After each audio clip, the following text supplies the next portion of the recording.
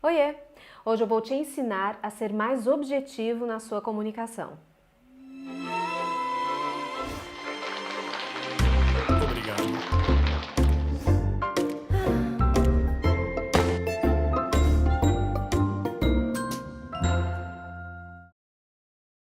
Falar com objetividade significa falar o que você precisa dizer de forma que as pessoas entendam no menor tempo possível. Ser objetivo na fala não significa falar com pressa ou ser econômico nas palavras e nem ser grosseiro. É preciso ter assertividade para ser uma pessoa objetiva na comunicação. E esse aspecto é muito importante, gente, porque a falta de objetividade, ela esvazia o discurso e ela enfraquece os nossos argumentos. Então, se você acha que você não é uma pessoa objetiva ao falar, eu tenho hoje algumas orientações, algumas dicas de como você pode desenvolver essa habilidade. Primeiro, nós precisamos saber por que as pessoas não são objetivas na fala.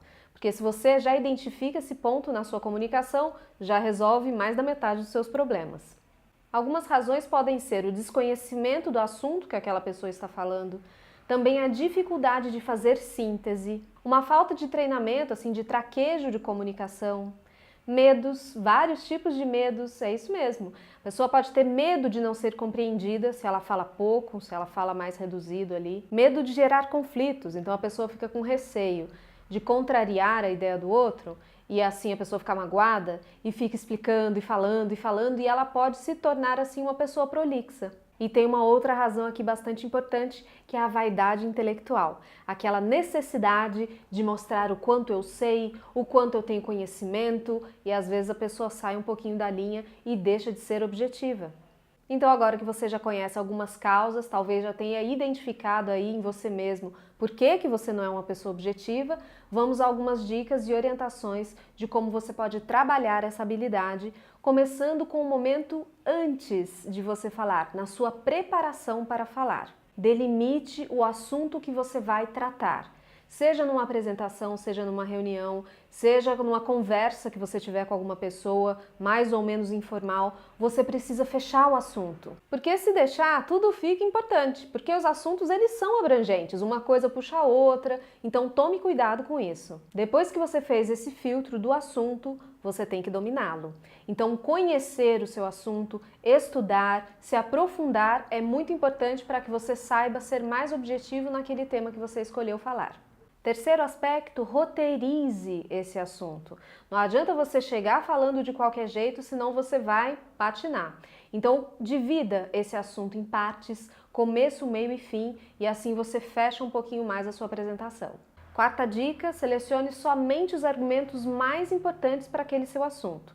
Eu sei que você quer convencer a pessoa com aquilo que você quer falar, mas se você coloca um monte de argumentos, você vai transformar a sua fala numa ladainha imensa e os assuntos, os argumentos mais importantes, eles vão perder esse valor. Então selecione bem esses argumentos e foque neles. Então agora você já se preparou de uma forma objetiva para falar sobre o seu tema. Então chegou a hora de falar e de falar com objetividade.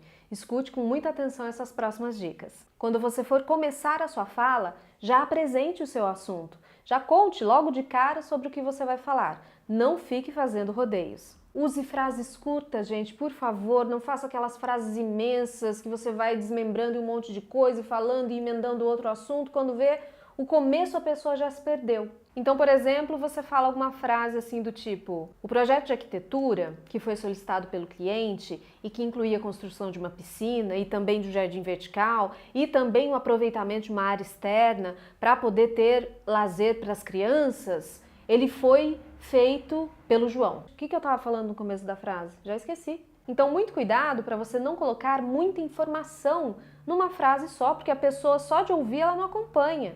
Eu tenho um vídeo aqui no canal que fala sobre as diferenças da fala e da escrita. Vou deixar aqui para você porque lá eu falo sobre essa extensão das frases.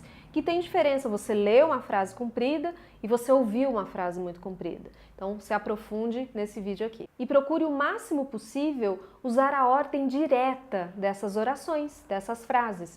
Então em vez de você falar: o projeto foi realizado pelo João. João realizou o projeto, diminui o número de palavras, fica mais fácil da pessoa entender porque está na ordem dos acontecimentos. e não desvie do seu assunto. Então você começa falando assim: o projeto de arquitetura que ele foi solicitado pelo cliente, ele incluía a construção de uma piscina. Que aliás eu vi uma piscina tão bonita no clube que eu fui essa semana. Ela era bonita, assim, tinha um formato de feijão. Nossa, mas tá muito frio para a piscina agora, né? Eu acho que a gente tem que esperar o tempo ficar mais quente, porque só se a piscina for aquecida. Do que eu tava falando mesmo? E mais uma orientação muito importante: pare de encher linguiça. Pare de florear a sua fala. Alguns exemplos de floreio são você repetir argumentos. Então você falou da importância da construção da piscina no projeto de arquitetura. Aí de repente mais para frente você fala de novo da importância da construção da piscina no projeto de arquitetura. Repetir argumento enfraquece esse argumento. Então fale uma vez, dê a ênfase que precisa e depois já vai para outro argumento. Mude a sua fala. Um outro floreio é quando contamos histórias, quando damos exemplos. É muito bom dar exemplo numa palestra, numa apresentação, isso enriquece a sua fala. Mas contar muita história sobre um mesmo tema, dar um monte de exemplos, isso enfraquece também e perde a objetividade. Também não vale você tentar mostrar de todas as formas como você domina aquele assunto. Então você fala de um jeito, você fala de outro, você repete umas 5 vezes um mesmo assunto só para mostrar o seu conhecimento. Esse é o tipo de problema que a gente vê quando a pessoa tem uma vaidade intelectual mesmo. Então tome cuidado com o seu ego quando você vai falar em público ou conversar com as pessoas. Não seja uma pessoa chata, eu já fiz um vídeo sobre isso, vou deixar aqui também. E por último, exercite a sua autoconfiança. Uma pessoa objetiva conhece as suas próprias qualidades e sabe utilizá-las a favor da sua comunicação. Então, assim, esse ponto, gente, não é uma coisa que se desenvolve do dia para a noite. Tem um monte de coisas aí relacionadas à autoconfiança. Mas trabalhe isso em você e você vai ser muito mais feliz tanto nas suas exposições como nos seus relacionamentos.